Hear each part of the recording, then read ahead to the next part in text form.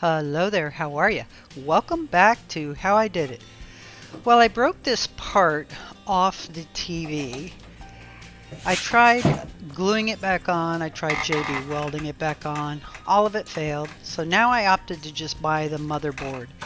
Found the motherboard on eBay for $19.95 and it is on its way. So in the meantime, I went ahead, disassembled the TV and prepared so when it came in I could just basically plug it in, put the back on it and be good to go.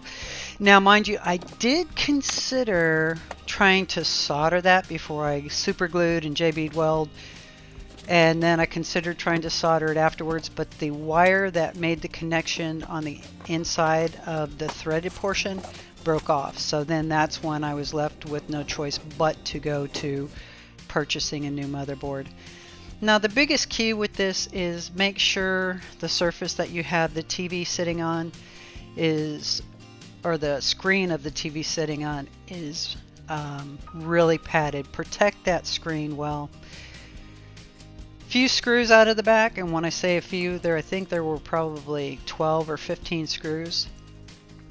3 screws that held this motherboard in place.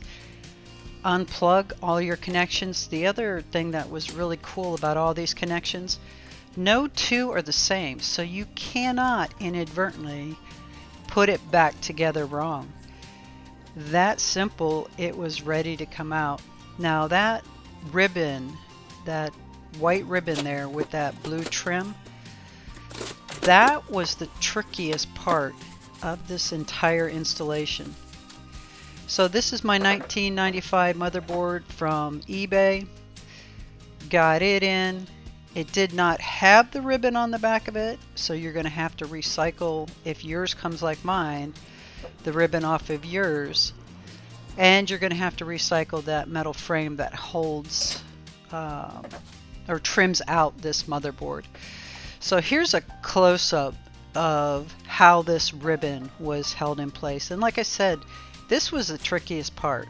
So gently lift the ribbon up, get the double stick tape pulled off of your old motherboard, and then this little connection, just flip that black lever up and it will slide out just as gently as can be. It's really that simple. It took me quite a while to actually figure out, just flip that lever up and slide the ribbon out. And again, now I'm just unpackaging this motherboard. Now remember, when you get any kind of a part, whether it's a car part or like in this case this motherboard, I pulled the part number directly off of my old motherboard, but compare things. Put them up side by side, make sure they have all the same connections and things look fairly similar. Then you can just go ahead and reassemble.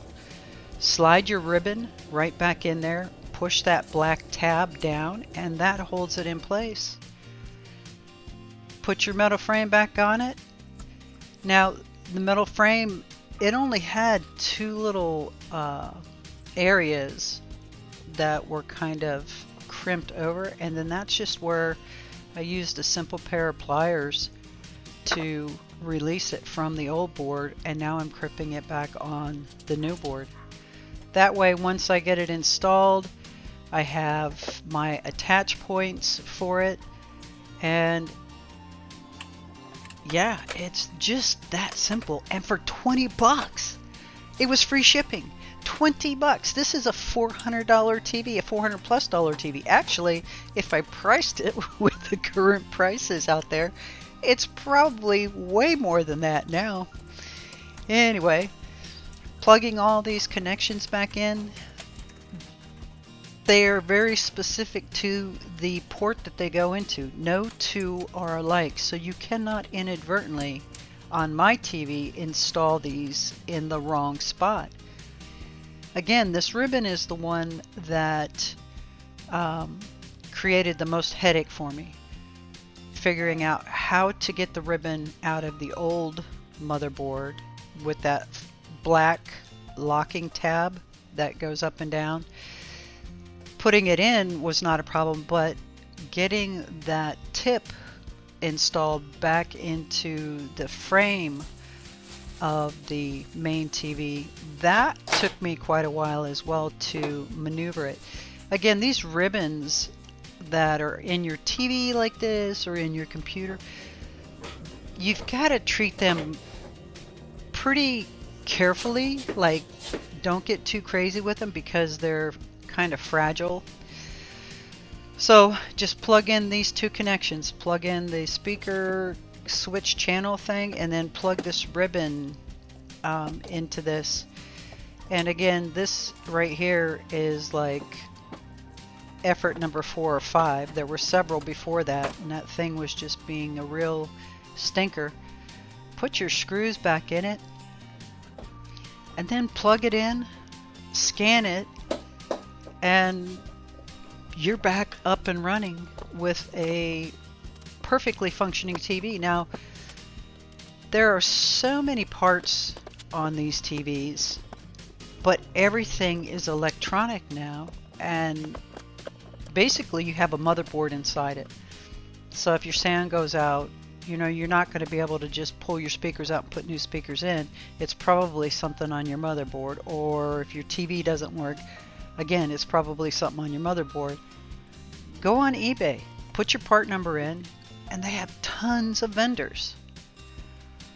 Now here, plugging it in, it powered up, it's scanning, absolutely no issues whatsoever, and just like that, I have an actual working TV.